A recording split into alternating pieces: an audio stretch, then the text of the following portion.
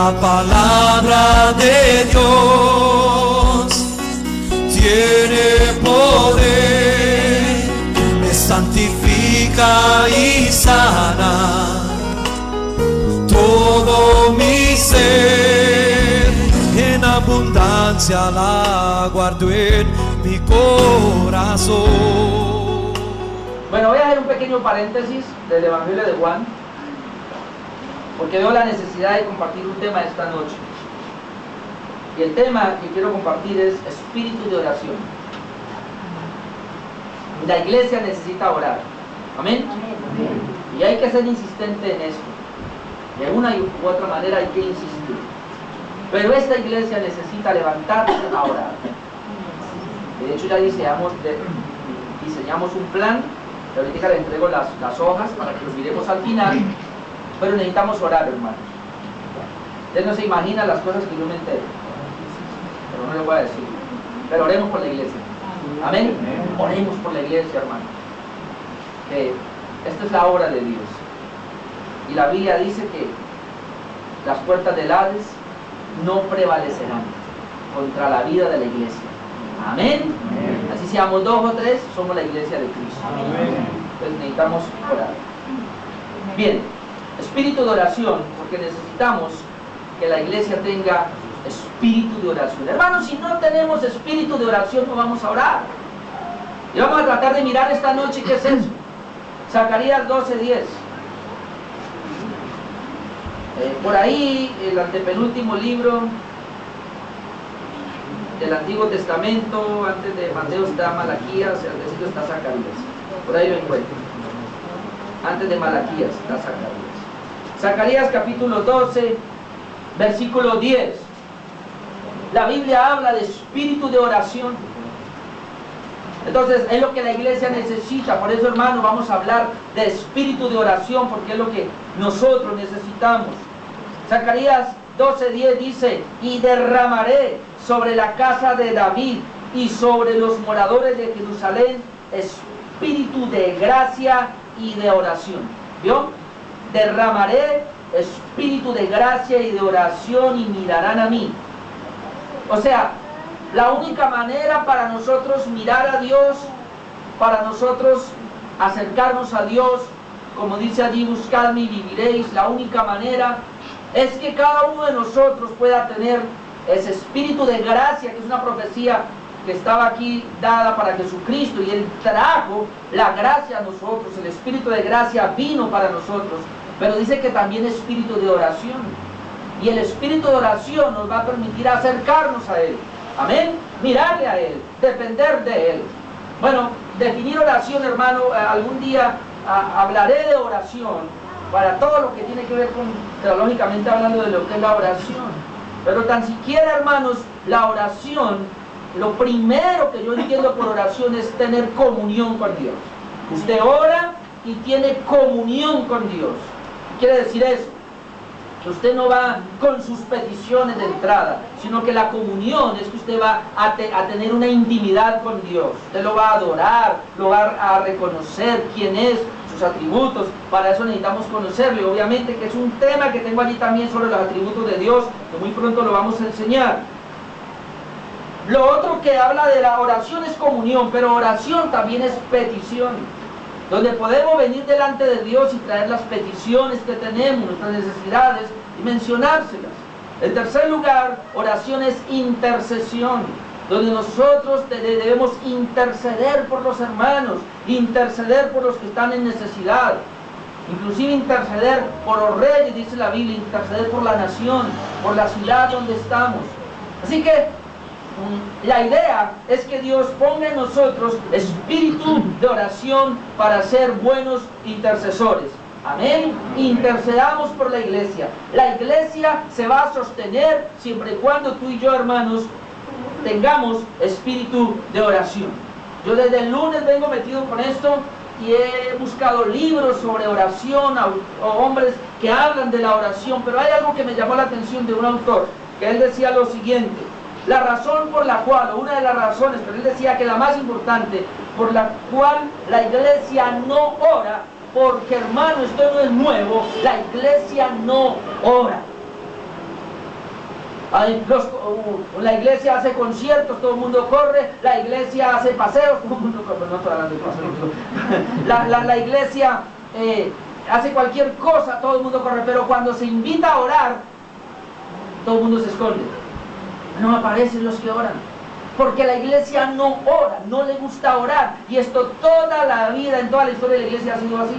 Y este autor decía, la principal razón por la cual la iglesia no ora es porque la iglesia no tiene disciplina. No tenemos disciplina. Por eso cuando se habla de oración, la gente se emociona y ponen el reloj por una semana. Luego no vuelven. Porque la gente no tiene disciplina. Los creyentes somos indisciplinados.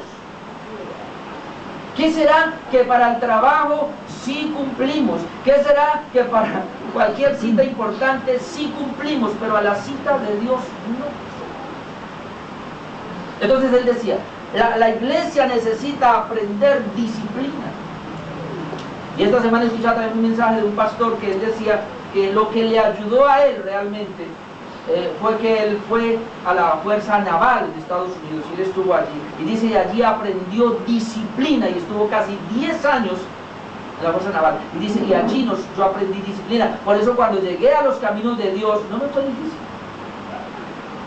Pero ¿cuál es el problema con muchas personas? Que no somos disciplinados y lamentablemente en el estrato medio y bajo y para abajo menos hay disciplina. La pobreza es porque no hay disciplina. Son más disciplinados de pronto los que estudian un poquito o los que tienen un poquito de dinero, tienen empresa, son más disciplinados y si les pregunta cómo consiguieron las cosas, no es por disciplina. Entonces, ¿qué pasa? El evangelio se le predica al pobre y a veces venimos nosotros así y entonces no nos enseñaron disciplina y entonces somos unos indisciplinados y ahora abrazamos la fe y hacemos lo mismo. No, hermano, el creyente debe cambiar. Si usted allá era indisciplinado, aquí hay que adquirir disciplina. Amén. Amén. Y la disciplina comienza, hermano, por acostarnos temprano para poder madrugar y encontrarnos con Dios.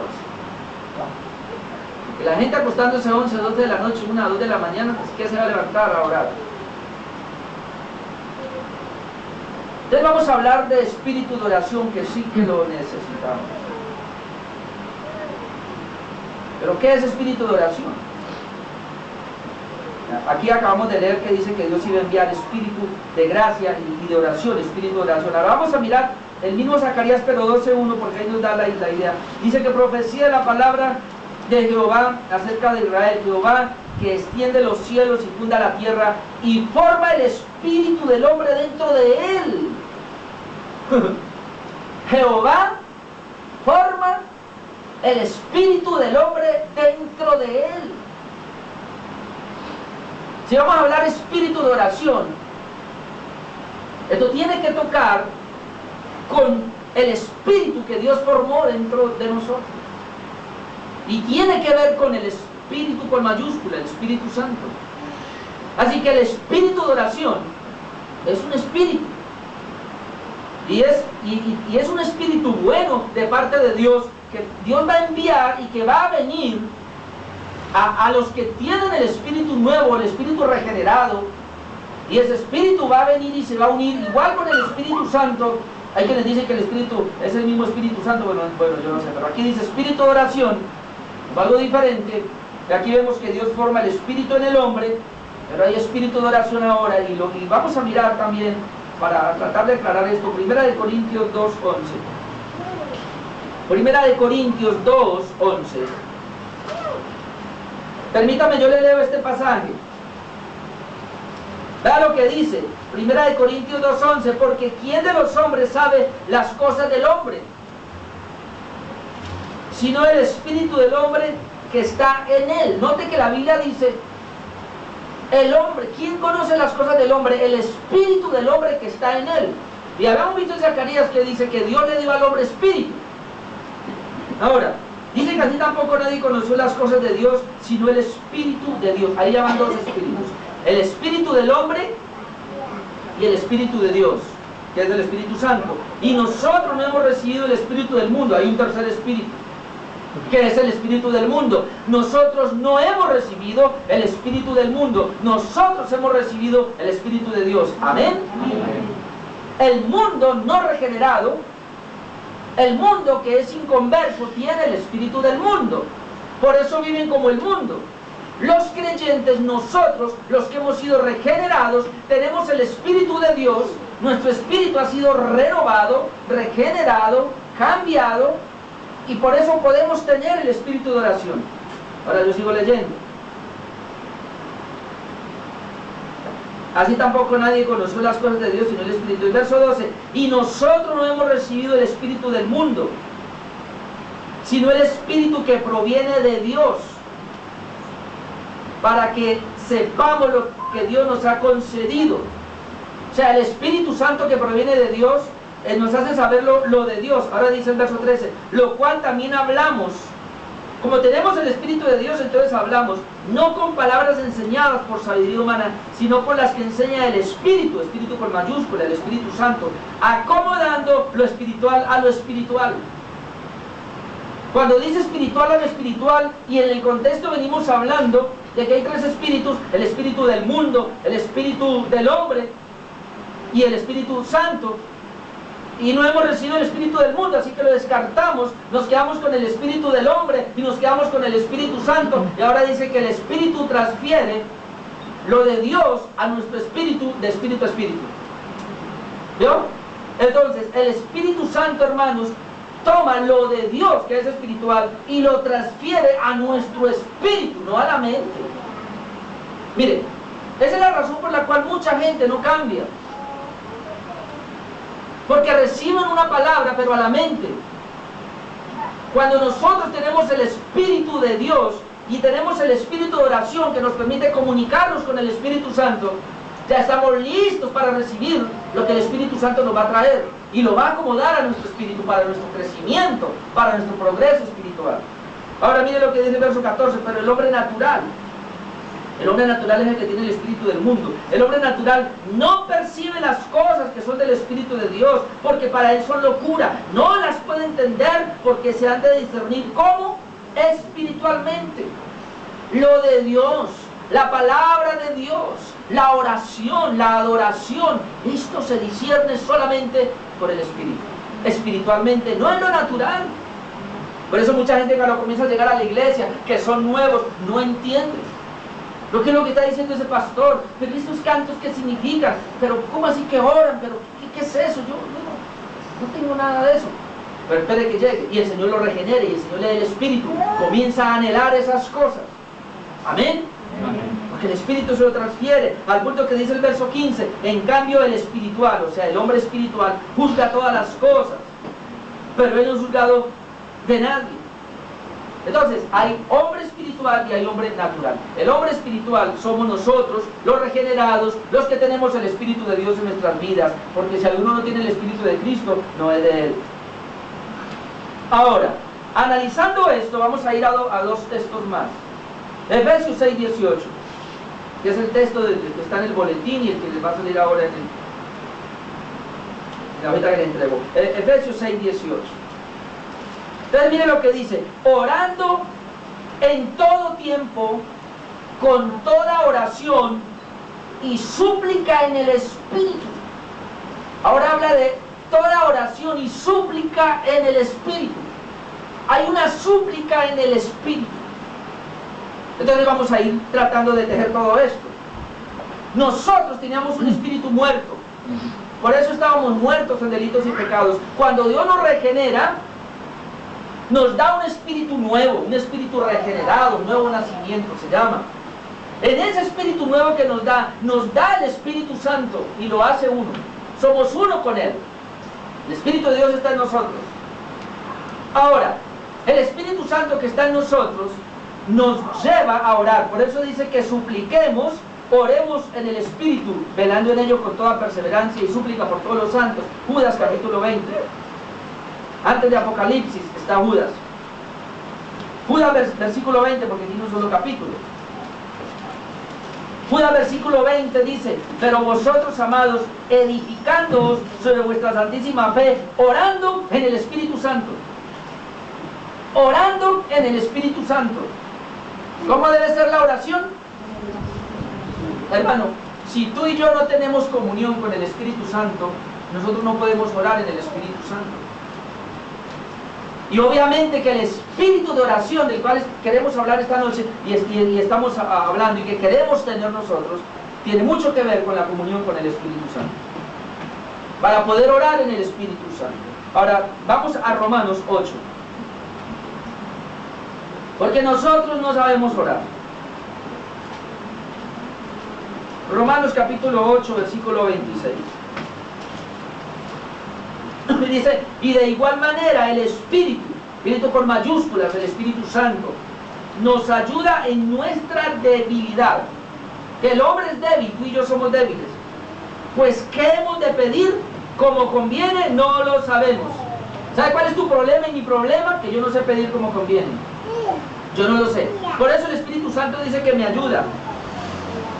Dice, pero el Espíritu mismo intercede por nosotros con gemidos indecibles. Oh, el Espíritu intercede por nosotros. Él hace unos gemidos que no se pueden describir, gemidos indecibles.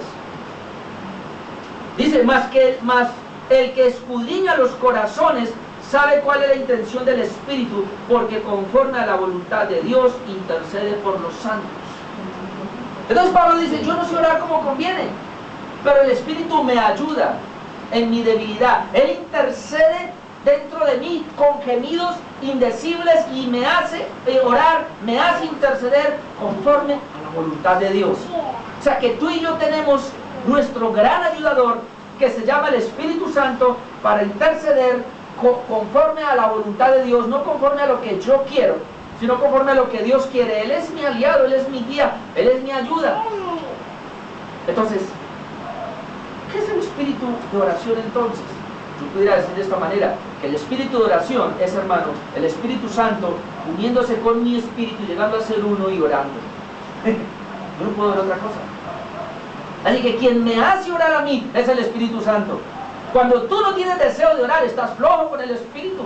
Recuerda, hermano, que el Espíritu Santo es una persona. Él no es un poder, Él no es una fuerza. El Espíritu Santo es una persona. Y Él se contrista. Y Él se apaga.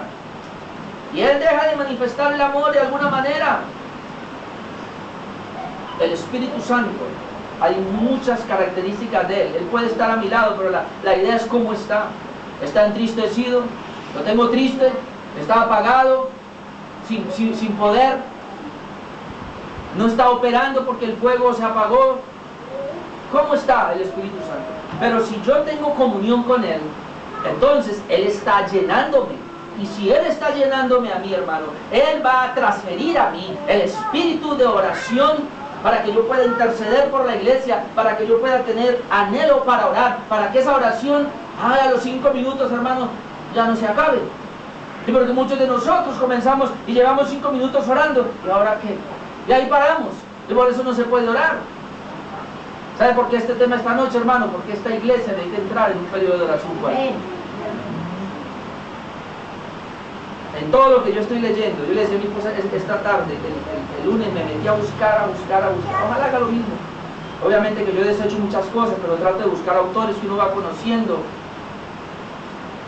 Que tengo como 10 autores ahí que ya estoy leyendo 3 y es impresionante, pero todos apuntan a lo mismo. Sean, algunos son buenos, sean pastores pentecostales, sean pastores carismáticos, sean pastores reformados, sean bautistas, lo que sea, pero todos apuntan a lo mismo. La iglesia se aviva cuando 2 o 3 comienzan a orar y de repente toda la iglesia comienza a orar. Cuando uno lee esos moveres, aún la misma reforma, yo no sabía eso, pero Martín Lutero, que fue el que comenzó la reforma, yo no sabía eso, pero él dice que él se desesperó y comenzó a orar. Él veía que la iglesia que estaba en ese entonces, que era la católica, había algo que no estaba bien, y él comenzó a orar, se le unió otro, y en esa oración Dios le permitió conocer, hermano, la justificación por la fe. Todos los moveres que han habido, hermano, las iglesias que se han levantado, es porque alguien comenzó a orar con ese anhelo, con ese deseo. Deje de orar una iglesia y se viene abajo. deje de ir a una iglesia y se cierra. Hermano, yo la semana pasada escuché que hay una gran deserción y decepción, digámoslo también, en los Estados Unidos. Yo no entiendo cómo, pero dicen que una estadística que 1.500 pastores están desertando en los Estados Unidos. Y muchos de esos son por inmoralidad sexual, por inmoralidad y por finanzas, mal manejo de fondos. Y muchos porque no sé, algo pasa. Entonces uno me pregunta, ¿y si esos pastores están desertando, entonces qué no va a haber pastores o qué? Obviamente que se están levantando muchos, pero el asunto es que los que se están levantando, muchos que se están levantando ahora para ser pastores no conocen la Biblia. Y vamos en un problema serio entonces. Es la oración, amados hermanos. Ok. Después de esta pequeña introducción.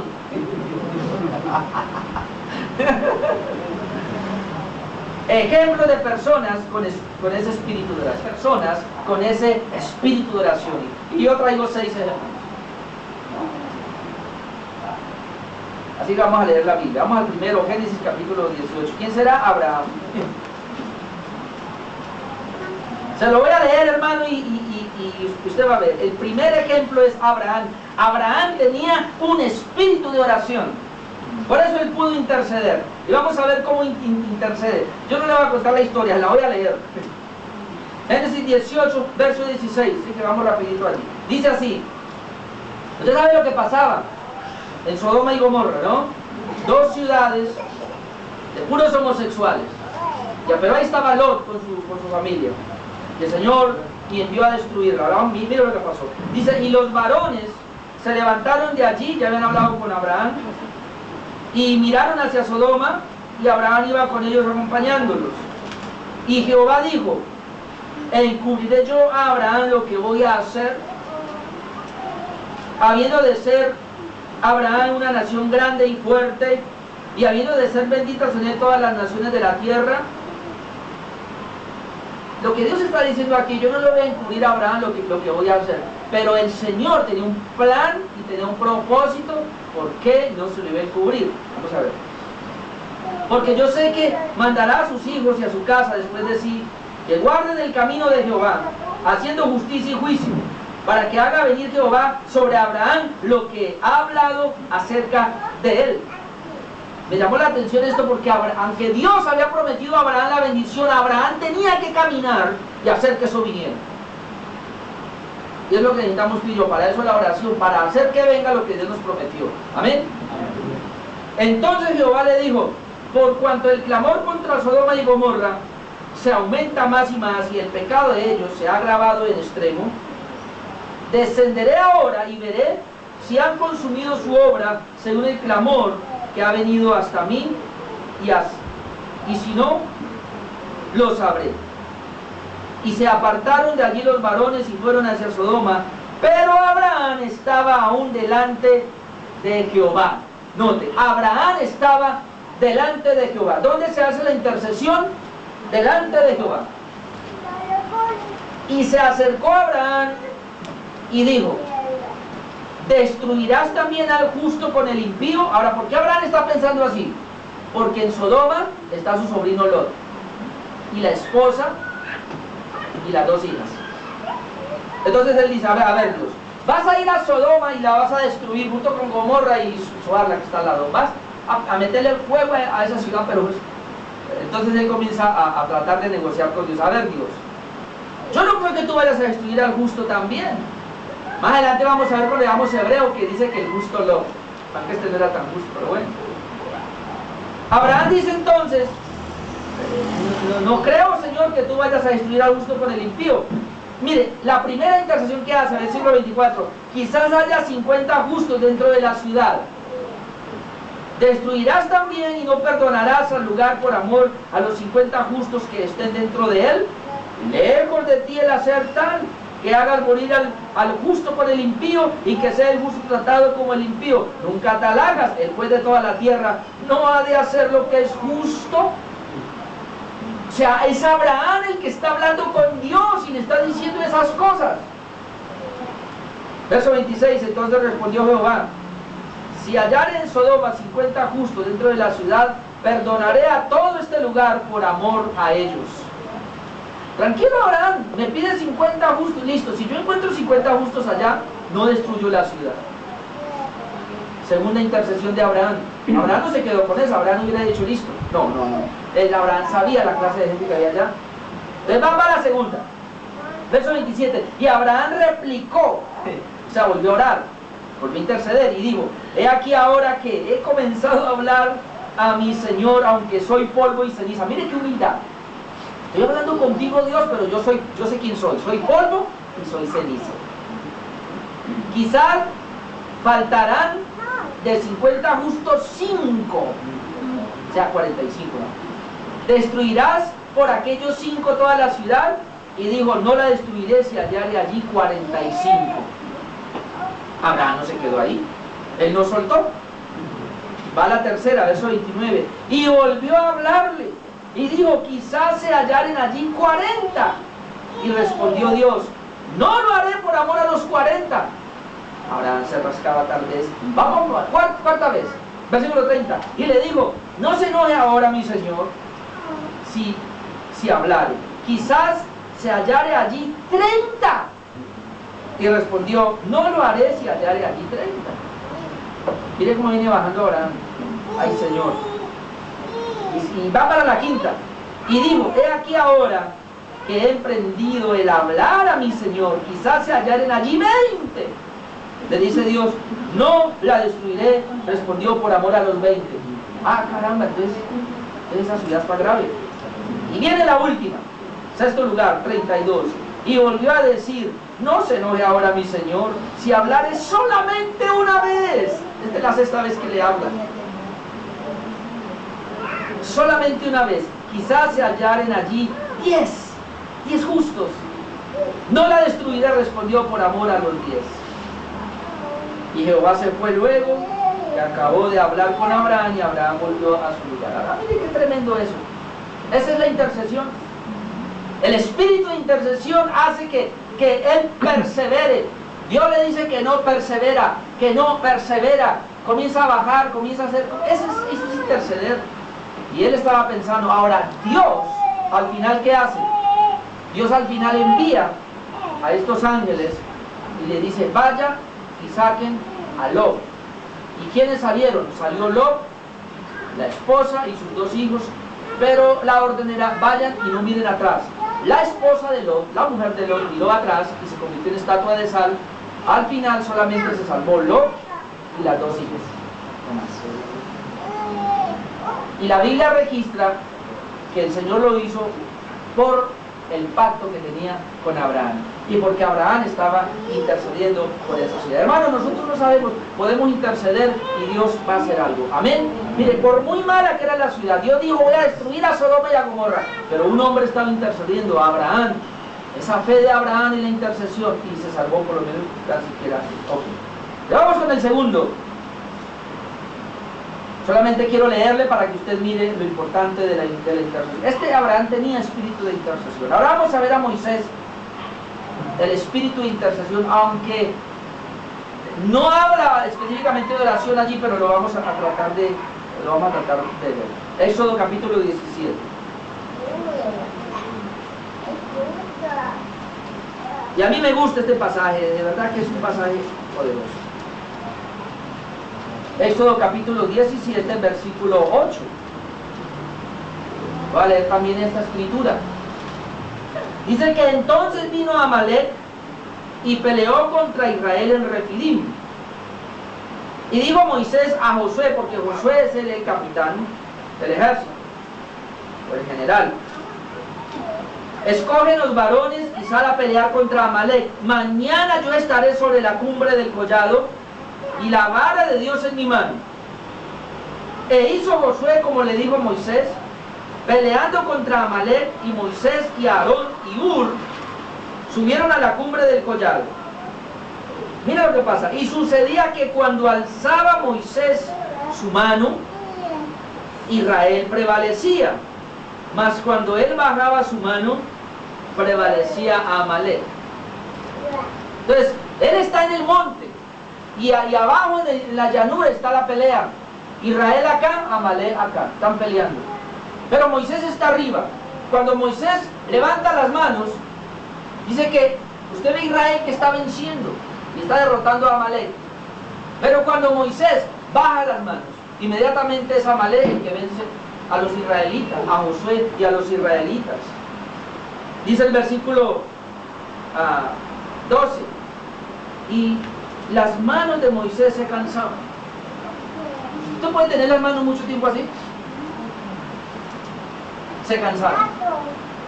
Recuerde, él tiene las manos arriba y va ganando a Josué por Israel, pero él se cansa y las manos se bajan, inmediatamente comienza a perder Israel y va ganando a Amalek. Es una guerra que había ahí fuerte.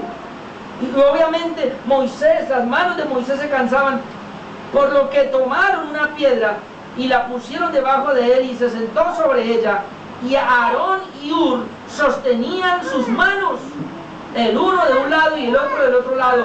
Así hubo en sus manos firmeza hasta que se puso el sol. Y Josué deshizo a Amalek y a su pueblo a filo de espada. Y Jehová dijo a Moisés: escribe esto para memoria en un libro, y di a Josué que raeré de él toda la memoria de Amalek de debajo del cielo. Y Moisés edificó un altar y llamó su nombre a Jehová Nisi, o sea, Jehová nuestra bandera, nuestro estandarte. Y dijo: por cuanto la mano de Amalek se levantó contra el trono de Jehová, Jehová tendrá guerra con Amalek de generación en generación.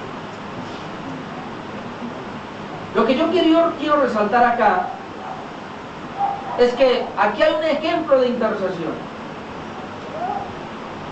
Y el ejemplo de intercesión es que podemos ver en este caso al líder, que es Amalek, Moisés. Y que hay una guerra. La Biblia habla, hermanos, que nosotros no tenemos lucha contra carne y sangre, contra seres humanos, sino que nuestra lucha es contra principados, potestades, gobernadores de las tinieblas, huestes espirituales de maldad. Ellos vienen, hermanos, para tratar de desanimarnos, de poner problemas, de poner adversidades, para que usted no camine espiritualmente bien. Y es una batalla que tenemos allí. Pero entonces está el líder, en este caso el pastor, que él levanta las manos. Levantar las manos es orar. Orar por la congregación, orar por los hermanos. Pero el pastor se cansa y necesita que alguien más le levante las manos, que le ayude a orar, que le ayude a interceder, hermano. Y cuando alguien viene y le levanta las manos al pastor, o sea, le ayuda a orar, entonces, hermanos, la victoria es nuestra. Pero si no hay quien ayude, el pastor se cansa, le dejará de hacerlo, y entonces Amalek va a venir. ¿Sabe quién es Amalek en la Biblia? Amalek es tipo de la carne. Y es el enemigo que dice que siempre va a haber lucha. El pueblo de Dios iba a tener una lucha de generación en generación con Amalek. Creo que Amalek salió de la relación incestuosa que hubo entre Lot y sus dos hijas. Estos eran los moabitas, los amalecitas, Amalek. Y Amalek es tipología de la carne. Y Amalek es el primer pueblo, cuando Israel va a tomar la tierra prometida, es el primer pueblo que viene a atacarle, a no dejarle conquistar. Así que Amalek es el que se opone para que tú no progreses espiritualmente. Amalek es la carne. Jesucristo lo dijo claramente: verá y orá para que no entréis en tentación. El espíritu a la verdad está dispuesto, pero la carne es débil. Y la Biblia registra que por el Espíritu hacemos morir las obras de la carne. El primer opositor tuyo para la vida espiritual no es el diablo. El primer opositor tuyo para la vida espiritual no es el mundo. El primer opositor tuyo para la vida espiritual eres tú mismo. Tu carne, que está en ti. Que si no está crucificada, mi amado hermano, nosotros vamos a ser derrotados. Y entonces, esta iglesia necesita orar. Necesitamos orar los unos por los otros para mantener en la raya a Amalek. Amén. Es más, cuando tú comienzas a orar por la iglesia o por otro hermano, estás orando por ti mismo y tú te estás sobreguardando, te estás protegiendo. Así que es muy importante. Número 3, el ejemplo de Ana. Ya lo conoce, pero Ana, hermano, derramó su alma en ruegos. Y es un ejemplo muy bonito. Primera de Samuel, capítulo 1. Vamos a ver si alcanzamos, porque quiero hacer toda esta lectura. Vale, rápido. Primera de Samuel, capítulo 1, 1 al 28. Usted conoce la historia, pero yo quiero leer. Hay gente que no la ha oído, no la conoce, por lo tanto quiero leerla rápido. Miren lo que dice. Primera de Samuel, capítulo 1, verso 1. Hubo un varón de Remataim, de Sorofín, del monte de Efraín, que se llamaba Elcana, hijo de Jeroam, hijo de Eliud, hijo de Toa, hijo de Sub, efrateo. Y tenía él dos mujeres. El nombre de una era Ana y de la otra Penina. Y Penina tenía hijos, mas Ana no los tenía. Este hombre con dos mujeres, ya pues. Y todos los años aquel varón subía de su ciudad para adorar y para ofrecer sacrificios a Jehová de los ejércitos en Silo, donde estaban los hijos de Elí, Omni, Fines, sacerdotes de Jehová. Y cuando llegaba el día en que Elcana ofrecía sacrificio, daba a Penina su mujer y a todos sus hijos y a todas sus hijas, a cada uno su parte. Pero a Ana daba una parte escogida porque amaba a Ana, aunque Jehová no le había concedido tener hijos. Me llamó la atención esa parte. Jehová no le había concedido tener hijos. O sea, que Dios le concedió a Penina tener como 4 hijos, a Elcana, pero a Ana no. Y él amaba a Ana, Elcana amaba a Ana, pero ella era estéril y no tenía hijos. Verso 6, y su rival la irritaba, enojándola, entristeciéndola, porque Jehová no le había concedido tener hijos otra vez, fue Jehová. Así hacía cada año, cuando subía a la casa de Jehová la irritaba, así por lo cual Ana lloraba y no comía.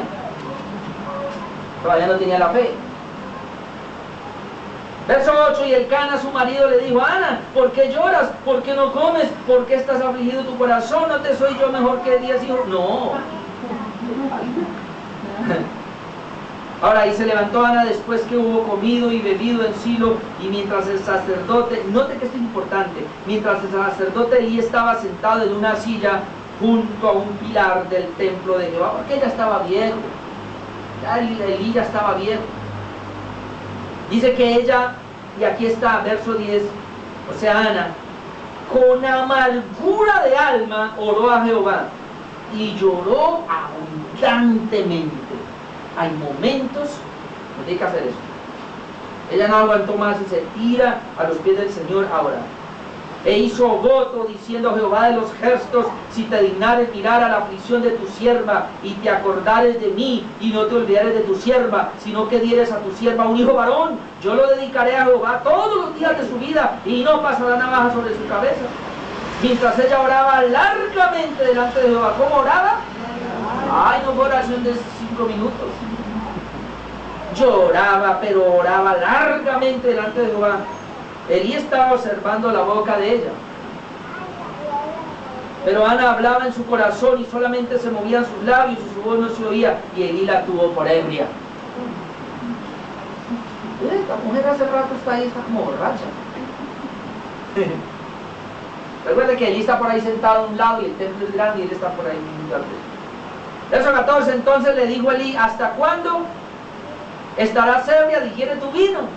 Y Ana le respondió diciendo: no, Señor mío, yo soy una mujer atribulada de espíritu, no he bebido vino ni sidra, sino que he derramado mi alma delante de Jehová. ¿Qué hizo Ana? Derramó su alma delante de Jehová. Quien tiene un espíritu de oración, hermano, derrama su alma delante de Jehová. Cuando tiene una crisis, cuando tiene un problema muy serio, Ana tiene un problema muy serio. Tú y yo tenemos problemas serios y no derramamos nuestra alma delante de Jehová. Dice el versículo 16: no tenga a tu sierva por una mujer impía, porque por la magnitud de mis congojas y de mi aflicción he hablado hasta ahora. Elí respondió y dijo, por lo menos el profeta dijo algo: ve en paz, y el Dios de Israel te otorgue la petición que le has hecho. Note, él le dijo esas palabras y Ana las tomó. Y ella dijo: halle tu sierva gracia delante de tus ojos. Y se fue la mujer por su camino y comió y no estuvo más triste. Hermanos, oró, el profeta le dio una palabra, la tomó y listo. No hay por qué estar más triste. Le creyó a Dios a través del profeta. Verso 19, y levantándose de mañana, adoraron delante de Jehová y volvieron y fueron a su casa en Ramá. Y Elcana se llegó a Ana su mujer y Jehová se acordó de ella. Aconteció aquel que al cumplirse el tiempo, después de haber concedido a Ana, dio a luz un hijo y le puso por nombre Samuel, diciendo: por cuanto lo pedía Jehová. Samuel significa pedido a Jehová o pedido a Dios.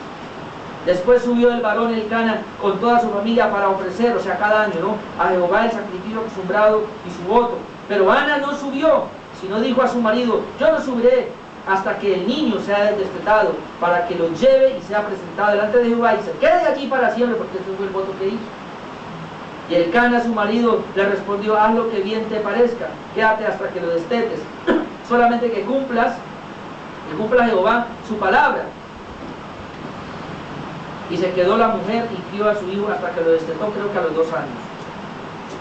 Después que lo hubo destetado, lo llevó consigo con 3 becerros, una efa de harina y una vasija de vino, y lo trajo a la casa de Jehová en Silo, y el niño era pequeño, y matando el becerro trajeron al niño a Elí.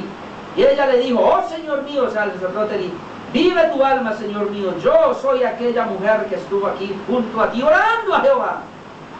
Este niño oraba y Jehová me lo dio, me dio lo que le pedí. Yo pues lo dedico también a Jehová todos los días de su vida. Será de Jehová, y adoró allí a Jehová. ¿Y quién se levantó allí? El gran profeta Samuel. Una mujer que derramó. Yo estaba pensando, este es espíritu de oración. Cuando hay un problema, una aflicción, una situación difícil, hermano, en vez de buscar problemas por afuera, vamos a buscar los problemas derramando nuestra alma delante de Dios. Amén. Para eso necesitamos el espíritu de oración. No hay, de otra manera no lo vamos a hacer. Vamos con el número 4. El número 4 se llama Elías. Y ahí vamos a Santiago. Usted lo encuentra después, pero vamos. Antes de Apocalipsis, por ahí encuentra Santiago. Capítulo 5. Elías oró fervientemente a Dios. Santiago 5:17. Santiago 5:17 dice: Elías era hombre sujeto a pasiones semejantes a las nuestras. ¡Qué bueno! Porque a veces pensamos que estos hombres recibían respuesta de Dios, ay, porque eran hombres muy santos. ¿Qué dice que era Elías? Con pasiones como las de nosotros. Igual que nosotros. Sujeto a pasiones semejantes a las nuestras. Y oró como fervientemente para que no lloviese, y no llovió sobre la tierra por 3 años y 6 meses.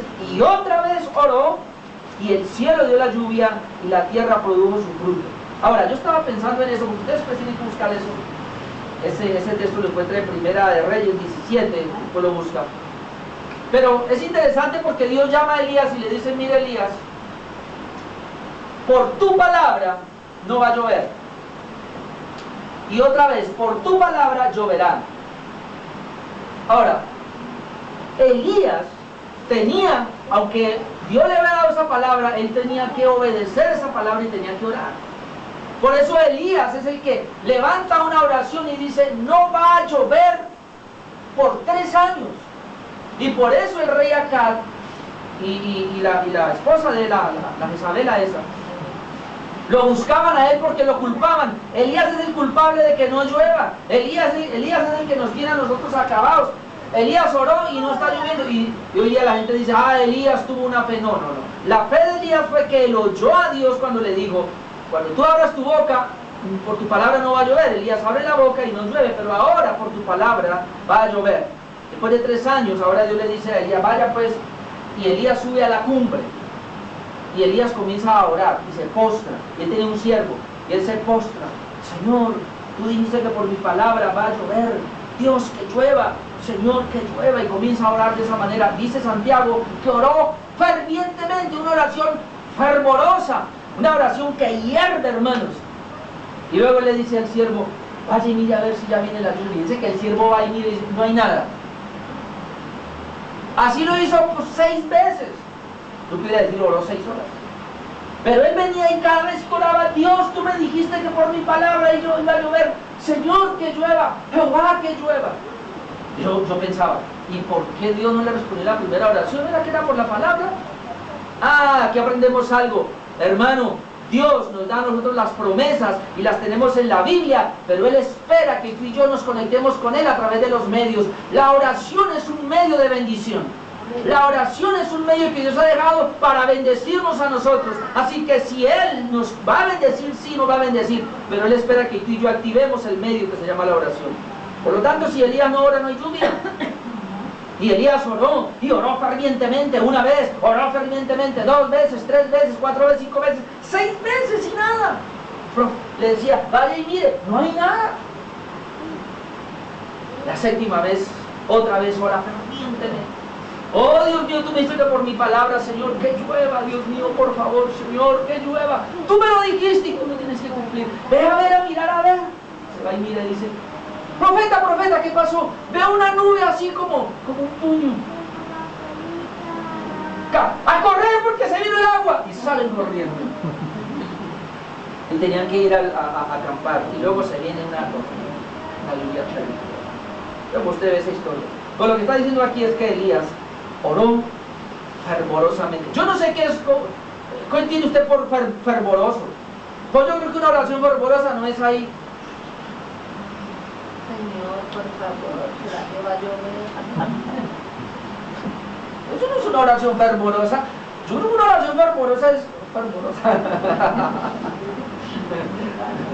Con ganas, hermano, con pasión, con todo, con entrega. Ok, número 5, vamos rapidito porque el tiempo ya se me fue. La viuda, usted lo conoce, Lucas 18. Lucas capítulo 18. Usted la conoce, pero leámoslo rapidito. Yo estoy corriendo hoy. Voy a traer 6 ejemplos.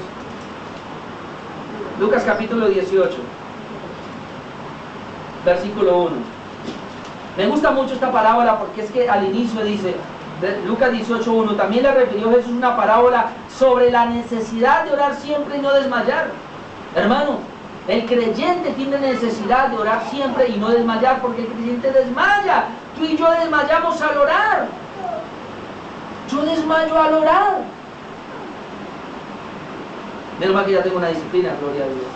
Pero aún teniendo la disciplina para levantarme a una hora a orar, aún teniendo la disciplina, hermano, me cuesta, no va a pensar que hay días que estoy listo, pero hay otros días que me levanto dormido. Y los ojos no se me despegan, pero aún así no siempre estoy dispuesto para orar, olvídense.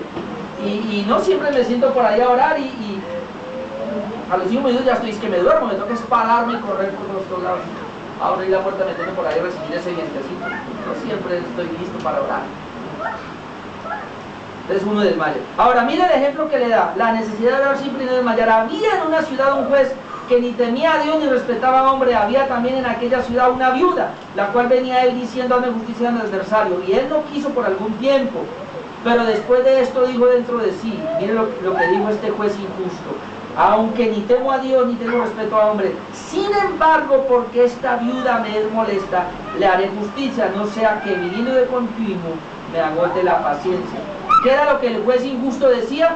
¿Qué era lo que él temía? Que esta mujer, viniendo de continuo, me agote la paciencia. O sea, el juez malo decía, no le hago justicia. La mujer decía, me la hace. Que no se la hago, me la hace. Que no le voy a hacer justicia, pues aquí no vamos a quedar. Usted que no y yo que sí. Vamos a ver quién se cansa. Ahora dice, y dijo el Señor, oí lo que dijo el juez injusto. Verso 7. ¿Y acaso Dios no hará justicia a sus escogidos que claman a Él día y noche? ¿Se tardará en responderles? Os digo que pronto les hará justicia, pero cuando venga el Hijo del Hombre hallará fe en la tierra. A sus escogidos. ¿Y acaso Dios? Y Dios compara a la viuda persistente, viniendo de continuo, la compara y dice, ¿acaso Dios no hará justicia a quiénes? A sus escogidos, a su iglesia, a su pueblo. ¿Que qué? Que clama, ¿cómo? Día y noche. El Hijo de Dios, ¿qué tiene que hacer? Clamar de día y de noche. Tú y yo debemos clamar de día y de noche. Prontico vamos a tener una vigilia acá otra vez. Tú y yo necesitamos clamar de día y de noche. Un domingo, así como me acompañaron este domingo al paseíto, antes terminando este mes me van a acompañar un domingo 3 horitas aquí a orar. ¿Amén? Vamos a lanzarlo el último domingo de este mes. No recuerdo qué cae. 25 por ahí, tendremos una vigilia de oración de 7 de la noche a 10 de la noche. 3 horitas nomás, no es mucho, pero venimos a esa hora. Amén. Ahora, más que todo ahora. Ok, y el último para terminar, no podía dejarlo. ¿Quién será? Jesucristo.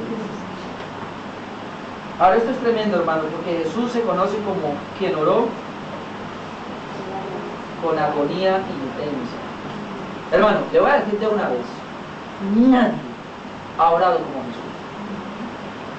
Jamás. Ningún hombre se igualó a Jesús al orar. Oh, listo. Lucas 18. Lucas 22, perdón. Ahí de las mismas. Esto es tremendo. Lucas 22, verso 39. Mire. O sea, todos los que vimos atrás tenían espíritu de oración. Tenían el Espíritu Santo con ellos, el espíritu de oración. Pero ahora mira a Jesús. Jesús iba lleno del Espíritu Santo a todo lugar. Y saliendo se fue como solía al monte de los olivos. Y sus discípulos también le siguieron. Cuando llegó a aquel lugar, les dijo: orad que no entréis en tentación. Y él se apartó de ellos a distancia como de un tiro de piedra, y puesto de rodillas oró. ¿Cómo? Él no está en la alfombra de su casa. Él no hace como Orlando, que saca el cojín y lo tira al suelo ahí y se arrodilla encima del cojín. Ay, porque es que esto duele. Hermano, Jesús está en el huerto y se arrodilló allá, donde están las piedras. Puesto de rodillas oró, diciendo: Padre, si quieres pasar de mí esta copa, pues no se haga mi voluntad sino la tuya. Y se le apareció un ángel del cielo para fortalecerlo. Ahora vamos a ver por qué el ángel se apareció para fortalecerlo. El 44 nos dice por qué. Y estando en agonía. ¿Usted sabe qué es eso? Agonía es morir. Se le salía el alma, el espíritu. Estaba orando. Era tan intensa la oración que él tenía, que estaba agonizando. Por eso el ángel, Dios tiene que enviar un ángel para darle vida, para fortalecerlo. Fortalecer a Jesús. Recuerden que estamos hablando de la humanidad de Jesús, ¿no? En su humanidad. El ángel viene a fortalecerle. De alguna manera el ángel lo fortalece. Dice: y estando en agonía, oraba más intensamente. Terrible eso, hermano. No solamente está en agonía, sino que ahora, aún estando en la agonía, oraba más intensamente. Y era su sudor como grandes gotas de sangre que caían hasta la tierra. No recuerdo la enfermedad, esa enfermedad se llama, no es muy común, pero con una persona dice que tiene mucho estrés, muchos problemas y se centra tanto en algo, dice que las pilas, los vasitos que están acá se revientan y la sangre se une con el sudor. Y eso es lo que le pasó a Jesús. La oración era tan intensa que se le reventaron los vasitos y entonces el sudor comenzó a salir manchado con sangre y esas gotas caían al suelo. Su sudor era como grandes gotas de sangre de la oración agónica que tenía, el aumento que hacía. Y luego dice que se levantó y vino a sus discípulos y los vio durmiendo a causa de la tristeza y le dijo: ¿por qué dormir? Levantaos, orad para que no entréis en tentación. Pero aquí Lucas nos registra el momento donde Jesús está orando. Y él oraba, hermanos, y eso es lo más tremendo, porque siendo el Hijo de Dios, oraba para hacer la voluntad del Padre. ¿Sabe para qué oraba, hermano? Para montarse en una cruz. Porque cuando él dice: pasa de mí esta copa, lo que él está diciendo es: bueno, Dios, desde antes de la fundación del mundo, desde la eternidad, el Padre, el Hijo y el Espíritu Santo, que somos un solo Dios, pero Padre, Hijo y Espíritu Santo nos reunimos. Tomamos una decisión, el hombre, vamos a hacer al hombre, pero el hombre va a caer en pecado. ¿Cómo lo restauramos? Vamos a restaurarlo pero para restaurarlo hay que hacerlos como Él. Jesucristo toma eso y dice, yo voy y me hago. El Padre lo entrega, está bien, yo lo envío. Y está el plan determinado. Él viene, nace de una virgen, viene y todo, pero cuando Él ve toda esta situación, Isaías hablaba ya la profecía cómo era, y esa última noche en la humanidad Jesús, cuando Él ve esa situación, al otro día Él sabe que tiene que ir a esa cruz, pero es tan enorme, hermanos, cargar el pecado de las personas. Él sin pecado, sin embargo, Él va a asumir el lugar de otro, asumir el lugar tuyo y el lugar mío, y se va a cargar todo ese poco de pecados a la espalda para luego ir a morir allá. Entonces Él le dice, Padre, ¿hay otra manera de salvarlos sin que yo vaya? El Padre no le contesta. 3 veces le dice lo mismo Dios, papá, ¿hay otra manera sin que yo me suba en esa cruz?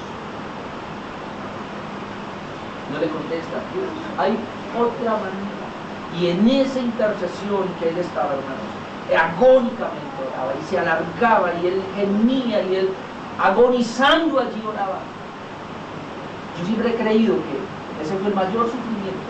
Obviamente la cruz, pero ese fue un sufrimiento tan terrible, hermanos, que inmediatamente los vasitos, sus venas capilares se revientan, hermanos, de la intensidad que tenía pidiendo por hacer la voluntad de Dios. Porque Él decía, así me duela, así me toque morir, así me toque lo que sea en mi humanidad, pero si no hay otra manera, Dios, yo voy a cumplir tu voluntad. Y por eso estoy aquí orando, porque la única forma de cumplir tu voluntad es acercándome a ti más, Señor, estando más cerca de ti. Y Él lo hizo. Y al otro día se montó en esa cruz y murió por ti y murió por mí, amados hermanos. Y nos dio la libertad y somos libres del pecado. Y ahora vamos a ir a la eternidad con Él. Porque Él murió por nosotros en esa cruz. Porque no se rajó. ¿Por qué no se rajó? Porque tuvo el respaldo del Padre. Porque el Padre le dio un ángel en el momento más crítico de su vida para que lo sostuviera. ¿Por qué? Porque Él mantuvo una comunión con Dios en oración. Tú y yo necesitamos orar para mantener nuestra vida espiritual. Ya nos la dio, ya nos salvó, nos dio la salvación. Ahora dice Hebreos, si a Cristo le costó la vida y nos dio la salvación, ¿cómo la voy a descuidar? Yo no puedo ahora descuidar una salvación tan grande. ¿Cómo la cuido? Orando, hermanos. Jesucristo la consiguió por nosotros orando. Tú y yo necesitamos ahora orar. Necesitamos el espíritu de oración para orar. ¿Amén? Amén. Después de esto, termino aquí el mensaje. Terminamos por aquí el mensaje que le voy a entregar hoy. Vamos a orar, hermanos, y luego le entrego material. En abundancia la guardo en mi corazón. Solo por ella soy más que vencedor.